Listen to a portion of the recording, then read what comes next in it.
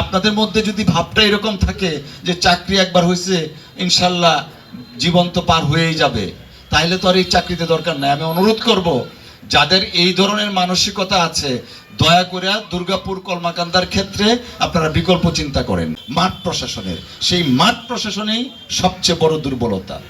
যদি জনগণ আমাদেরকে গ্রহণ করে তারপরে হয়তো আরো 5 বছর এক্সটেনশন হয়, কিন্তু আমাদের যারা স্থায়ী মানুষ অর্থাৎ প্রশাসনের যারা আছেন তারা তো স্থায়ী।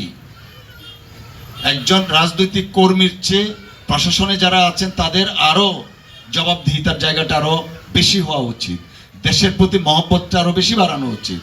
কিন্তু আনফরচুনেটলি আমরা উল্টাটা দেখি, সবার ক্ষেত্রে না, অনেকের ক্ষেত্রে। আমি অত্যন্ত কষ্ট নিয়ে এই কথাগুলো বলতেছি।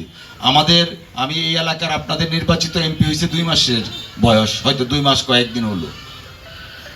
এই 2 মাসের যে বিটার এক্সপিরিয়েন্স হয়েছে আমাদের রাষ্ট্রযন্ত্রের মধ্যে, কাঠামোর মধ্যে, আমি অনেস্টলি বলি আগামীতে ইলেকশন করবো কিনা আমার এটা প্রশ্ন আসছে নিজের মধ্যে।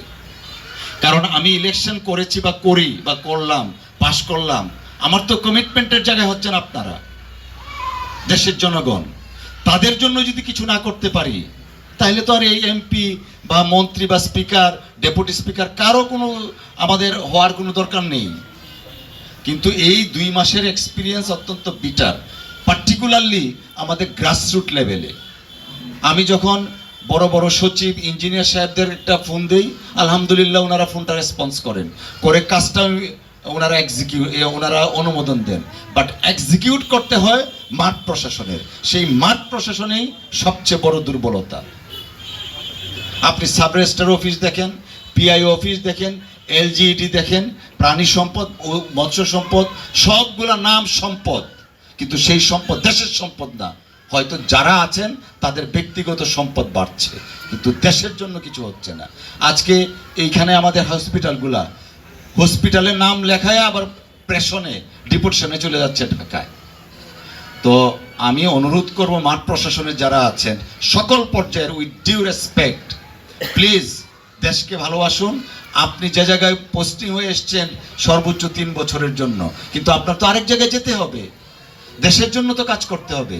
কিন্তু আপনাদের মধ্যে যদি ভাবটা এরকম থাকে যে চাকরি একবার হয়েছে ইনশাল্লাহ জীবন তো পার হয়েই যাবে, তাহলে তো আর এই চাকরিতে দরকার নাই। আমি অনুরোধ করব যাদের এই ধরনের মানসিকতা আছে, দয়া করে দুর্গাপুর কলমাকান্দার ক্ষেত্রে আপনারা বিকল্প চিন্তা করেন।